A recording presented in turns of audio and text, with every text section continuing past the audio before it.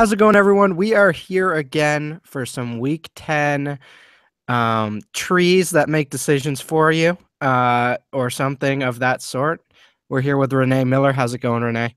Good. I think we want those trees to make money for us. Yes. Oh, we want them to be money trees. There we go. See, this is evolving. Money tree. Yeah, it only took 10 weeks. So our decision money trees are quickly evolving. She's got a few different starting points for us to think about. And I guess what's your general vibe of this week to start off? My general vibe this week is there aren't a lot of running backs. The running backs I like are expensive, but there's lots of value at wide receiver and tight end that I think you make it work pretty easily. And there's a variety of quarterbacks you can throw in there. Yeah, I agree. It almost feels like this year's the inverse of 2015, where I feel like I was wanting to pay up at receiver every week last year, and now it's just like, all right, I got to pay up for David Johnson this week. I got to get Melvin Gordon in before he goes for 200 yards again. Wow. Yeah. Don't Um, leave home without Jay Ajayi. yeah, I know, unbelievable. That guy really Shocker. came out of nowhere for sure. I guess we can start with your first place here. You wrote Carson Wentz, 5,400 on DraftKings. Obviously, a good value and a good matchup. What are you looking at there? And I guess in terms of roster construction and maybe the matchup there. Yeah, this game stands out to me. I really like it. It's got the highest point total. Vegas likes it to be closer than I would have guessed based on what we've seen from the Eagles lately on both sides of the ball. But Atlanta scores a lot of points and gives up a lot of points. It's like the ideal fantasy scenario on both sides. So Falcons players are pretty much a go. Eagles players are so affordable, which is what draws me to them. And Carson Wentz, I mean, if you remember, he was nearly perfect through the first 4 weeks of the season, or the first 3 weeks, and then they had their bye week. And it's been downhill since then. They've had a lot of tough matchups. I think that's contributed. There's some regression, I think, is normal. But he's in a really great spot this week at a really low price. I think he could be a top 5 fantasy quarterback this week. Yeah, and you threw Zach Ertz in here, obviously 3,700 on DK, and only 4,600 on FanDuel. Yeah. And I was really big on Ertz coming into the year. Obviously hasn't panned out like a Zach Ertz fan would like, but certainly optimism last week. If Wentz starts going to him, I think that can positively affect both of them. Yeah, I agree. He was perfect last week, catching 8 of 8 targets, nearly 100 yards. Everyone, I don't think he was not widely owned last week, but if you did own him, that was so close to the bonus on DraftKings. I hate that. Atlanta's a top 5 fantasy matchup for both wide receivers and tight ends. I love the price on Zach Ertz. And Jordan Matthews is really affordable too. He's got 25 targets over the last 2 weeks. Has been pretty efficient with them. And if you look, Atlanta, I sometimes look at the Football Outsiders, because they break down the defense against wide receiver 1, 2, or 3, and they're kind of middle of the pack in terms of defending wide receiver ones. It's not an unfavorable matchup, even though it's usually Desmond Trufant who covers that person, and he's a quality cornerback. I like Jordan Matthews too. Yeah, I think that's an interesting call. And obviously, Football Outsiders is an awesome resource, especially with how they break down per receiver and tight end, like you mentioned. Yeah, it seems like Atlanta's a much better defense this year, but being much better compared to what they have been the last few years, maybe it's still like a work in progress, Yeah, they're either. I'm trying to think. They're like at least bottom 5 in terms of the number of real points meaning the 5th most. Right. I don't remember their exact rank, but they're not they're not that good. Yeah, exactly.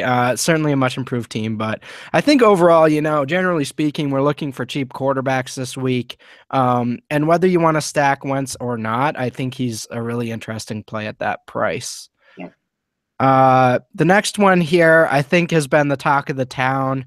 I mean, I saw um, Siege yesterday throw out a tweet that David Johnson was like 80% owned in Thursday GPPs. And I mean, I don't blame people. It's going to be bonkers, this matchup. Yeah. And if he's not, what are people doing? It's the Yeah. best matchup for a running back. He's the best running back in the league this year.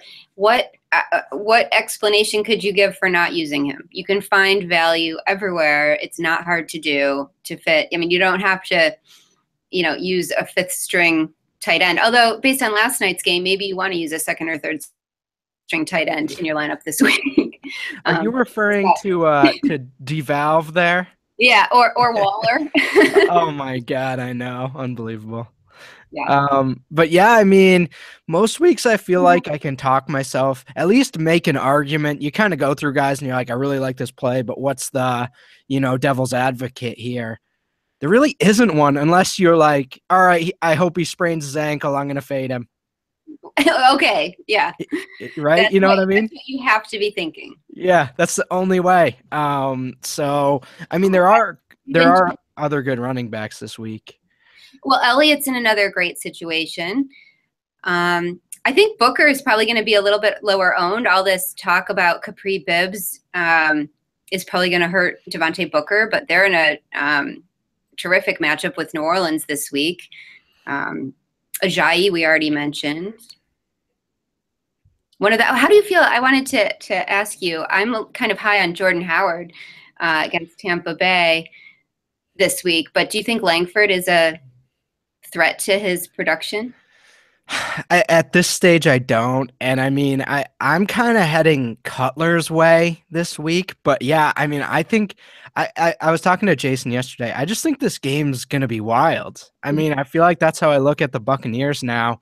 Every game is just Jameis Winston throwing touchdowns and then throwing interceptions and other teams getting the ball in the red zone. You know what I mean? Like, it's just he's so erratic. And the Buccaneers defense just gives up so many chunk plays. I mean, I don't see a reason why we would doubt Howard at this stage, Good. I was feeling the same way. It's just good to have that validation. Yeah. Are you in on Melvin Gordon at all this week? He's not somebody that's rising to the top of my lists. Mm-hmm. But I mean, I can't argue with his production. I've certainly been an advocate of his all year.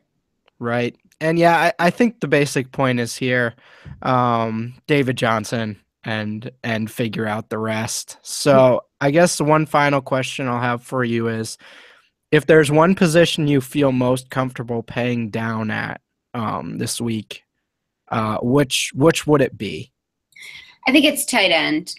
Okay. I mean, if it's not Wentz, who we've already talked about, but Lance Kendricks is a guy that I keep coming back to. I mean, I can go back to 3 years ago when I first started doing daily fantasy football podcasts, and I've been a fan of Lance Kendricks forever. I used to do one with Coach Dennis Esser, and he always made fun of me. So literally every time Lance Kendricks catches a touchdown, I text him, "See, I told you." But now he's a guy who's averaged 10 targets a game over the last 3 weeks. I've always felt like he's a guy that if the Rams had any sort of better system, that he could be really productive in that system. And the last 3 weeks, they've been kind of leaning on him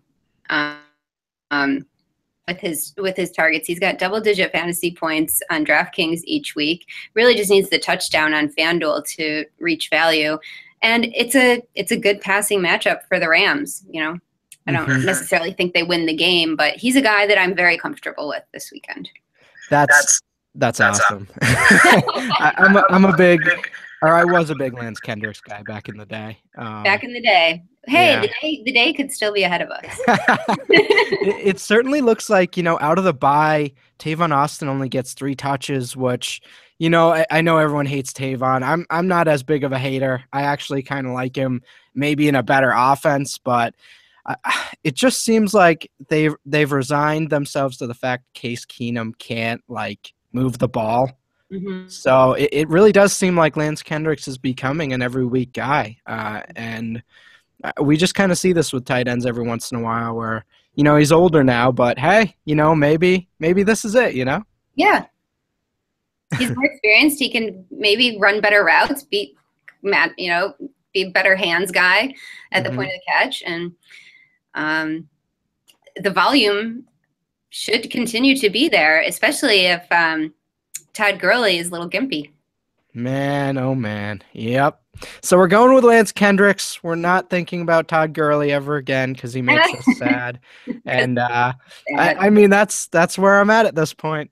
Yeah. Are there any other thoughts you want to give out before we head out for the week?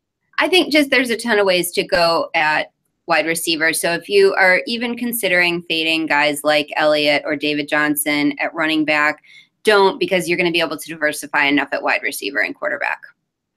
We are on the same page, which is good. As always, if you want to check out this article, a lot of good stuff in there. Certainly head to dailyfantasycafe.com. If you like what we're doing on these YouTube videos, give us a like and subscribe. Obviously, follow Renee Miller on Twitter. And as always, good luck with your lineup construction, and hopefully you score like one less point than me. But like, I still hope you do well. That's really generous, Russ. I think so, yes. Yeah. And as always, thanks for tuning in, guys, and we'll talk to you next week. See ya.